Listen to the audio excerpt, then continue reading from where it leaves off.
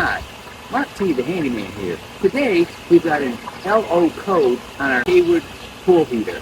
So we're going to take a look at that and see if we can't fix that. This is what the LO code looks like on your Hayward pool heater screen. The LO code is the code for the low water pressure condition in the system. When a low water pressure or low water flow condition exists, it will shut down the pool heater because it senses there is not enough flow through the heater to heat the water up safely. There are a couple of things that can cause the LO code to appear. The first two ways that the code could be initiated is the inlet strainer at the pool pump is plugged, and the other would be if the pool skimmer screen is plugged. But the most common reason for the LO code is if you have a sand filter and the filter is restricting the water flow because the sand has accumulated too much dirt or debris. So what you will need to do to fix that is to backwash the sand filter. That is what we are going to show you how to do today. On your sand filter, you will notice that there is a gauge at the top of the filter selection lever. What that gauge does, it measures the pressure at the discharge pipe of the sand filter. Normally when you start the pump after it has been cleaned or it has been started for the first time, it gives you the pressure, which is the startup pressure. As the dirt accumulates in the sand, that pressure gets higher and higher until the pump is not pumping enough water through the system to satisfy the heater pressure switch. On my pool, the startup pressure is about 15 pounds when I first start the pump after cleaning the sand filter. Now it is at 25 pounds, so we are going to need to backwash the sand filter, and that should lower the pressure back to normal. What I have done is I have attached a piece of pipe to the backwash discharge so that when the water comes out, it is in a more controlled fashion. I have the ability to attach a hose to drain the pool if needed, but in this case we are going to want to see what the water looks like as it is being backwashed. What we are looking at now is the valve assembly on top of the filter. The closest pipe is our backwash pipe. The next one to the left is the pump discharge and the inlet to the filter distribution lever. And the pipe on the right side is the discharge to the filter back to the heater. First we will need to turn the power off to the pool pump and the pool filter. What we're going to do is we're going to move it from the filter selection all the way to the backwash selection, which is around this way right here. And then we're going to turn the filter back on.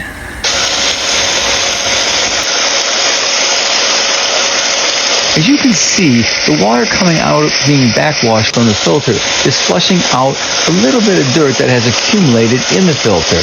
Notice the color of the water is somewhat brown. The water being flushed is not really too bad, but it is dirty enough to give us an LO failure code. We are going to backwash the filter until the water gets clearer. It looks like the water has pretty much cleared up at this point. So now we are going to turn the pump filter and the pump heater off, and then we are going to switch the filter selection switch from backwash back to the filter selection. As you can see, the pressure at the filter is now about 16 pounds versus 25 pounds. So we reduced the pressure by quite a bit. That reduction should be enough to clear the LO code. As you can see, the code has been cleared. There goes our pool heater back on. I've got the temperature set kind of high so we can make sure that it came on and it's going to stay on for this demonstration. But problem solved. But I'm going to show now a couple different other things that could cause an LO failure. Another cause of LO failure is a low water pressure condition created by a plugged pump strainer. The pump strainer is the strainer that is located just before it reaches the pump. When this happens, we will have to turn off the pump power and then remove the cover from the strainer. To remove the strainer, we must first remove the strainer cap. Then remove the strainer and clean it out. In this case, the strainer is not dirty, but if you had to clean the pump strainer, you would remove the strainer itself, tap the strainer on the platform that the pump is sitting on to get the bulk of it out, and then kind of just reach your hand in there and squeeze the rest out. When reinstalling the strainer, you will want to make sure that the hole in the strainer basket is facing the water coming into the strainer that will allow the strainer to do its job. Then flowing into the pump strainer and then into the pump. When you are finished, put the cap back on and then you can turn the pump back on. By the way, that noise that you were hearing while we had the cap off the strainer was the check valve on the discharge side of the pump, which was sucking air through the check valve. Another common cause for a low flow of water through the system is a plugged skimmer screen attached to the pool. That also is a simple fix. It is a matter of removing the skimmer basket out of the skimmer and cleaning it. Right now it is June in Michigan. We have a lot of small little June bugs in our neighborhood and cottonwood that flies into the water and then gets caught in the skimmer. They can go through the skimmer and end up plugging up the pump strainer and also the sand filter. So to help solve that problem, I have purchased a skimmer net that fits over the skimmer basket and keeps all of the small stuff from getting through. It works really well, but you have to clean it out at least once a day, sometimes twice a day during the cottonwood season. You might notice that I have 2 stones in the bottom of my skimmer basket.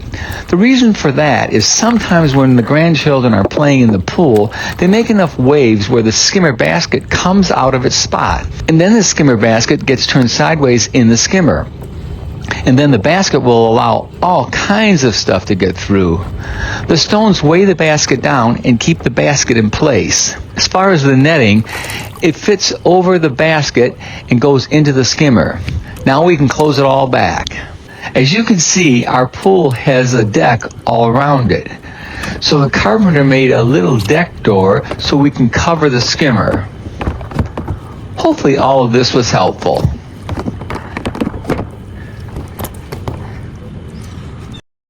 If you like this video, give me a thumbs up or a like. If you want to see more of my videos, please subscribe to my YouTube channel. Thanks for watching.